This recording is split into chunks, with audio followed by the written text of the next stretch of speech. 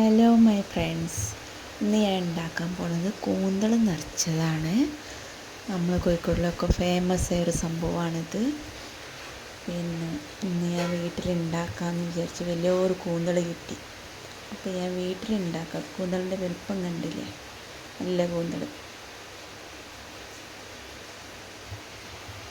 ഞാൻ ആദ്യം തന്നെ എല്ലാം മുറിച്ച് പാകമാക്കി വെച്ചിരുന്നു. ഞാൻ ഇടുമ്പോൾ ചട്ടിയിൽ ഇടുമ്പോൾ ഞാൻ ഓരോന്ന് പറഞ്ഞു തരാം എന്തൊക്കെ ഞാൻ എടുത്തിട്ടുള്ളതെന്ന് പറഞ്ഞിട്ട് കേട്ടോ. ഇഞ്ചി വെളുത്തുള്ളി പേസ്റ്റാണ് ഇപ്പോൾ ഞാൻ ഇട്ടത് ആദ്യം തന്നെ അതിൽ. പിന്നെ പച്ചമുളകും ഇഞ്ചി വെളുത്തുള്ളി ഇട്ടിട്ട് ഒന്ന് ഇതാക്കുക. പിന്നെ കറിവേപ്പില ഇട്ടെടുക്കുക. കറിവേപ്പില അതിൻ്റെ കൂടെ തന്നെ ഇട്ടാൽ മതി, പക്ഷേ ഇടാൻ ഇട്ട് പോയതാണ്. അങ്ങനെ എല്ലാം വാട്ടിയ ശേഷം ഉള്ളി ഗുണഗുണമായിട്ട് മുറിച്ചിട്ടുണ്ട്, ചെറുതാക്കി മുറിച്ചിട്ടുണ്ട്. അതിട്ടാണ് 2 ഉള്ളി എടുത്തിട്ടുള്ളത്. എന്നിട്ട് അതും ഒന്ന് വാട്ടി കൊടുക്കാം. കുറച്ച് ഒരു ബ്രൗൺ കളർ, നന്ന ബ്രൗണും അല്ല. ഇതിടുന്നത് പെരുംജീരകപ്പൊടിയാണ്.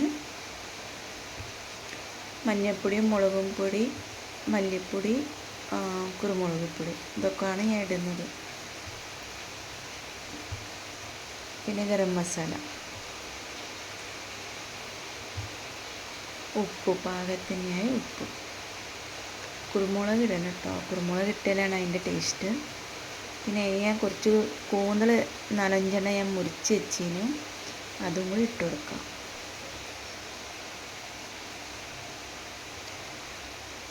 നല്ല ടേസ്റ്റാണ്. പക്ഷേ ഇത് ടൗണിലൊക്കെ പോയാൽ എത്ര റേറ്റ് അറിയാം ഇതിൻ്റെ വില?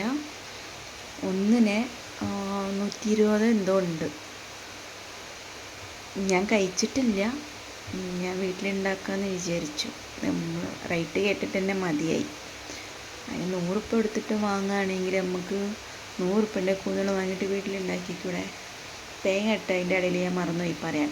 തേങ്ങ ഇട്ട് അതിന് മല്ലിച്ചപ്പും ഇട്ട് പിന്നെ ഫില്ലിങ് നിറച്ചെടുക്കാം. ഭയങ്കര ചൂടുണ്ട് കേട്ടോ. സ്പൂൺ അതിൻ്റെ ഉള്ളിൽ പോണില്ല, അപ്പോൾ ഞാൻ കൈ കൊണ്ട് ഇട്ട് കൊടുക്കുകയാണ്. കൈ കൊണ്ട് ഇട്ട് ഇങ്ങനെ നിറച്ചെടുക്കാം.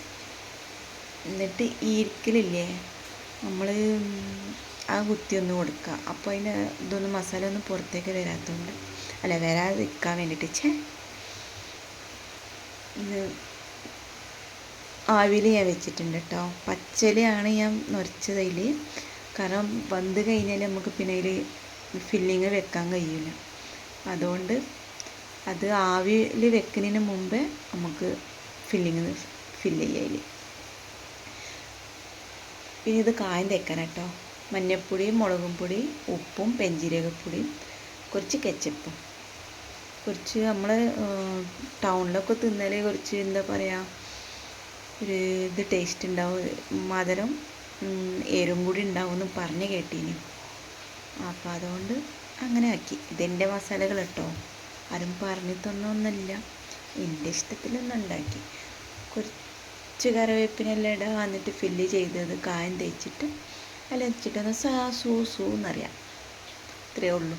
നല്ല അടിപൊളി ടേസ്റ്റാണ് കേട്ടോ, നല്ല ടേസ്റ്റ്. നിങ്ങളെല്ലാവരും ഉണ്ടാക്കി ഒന്ന്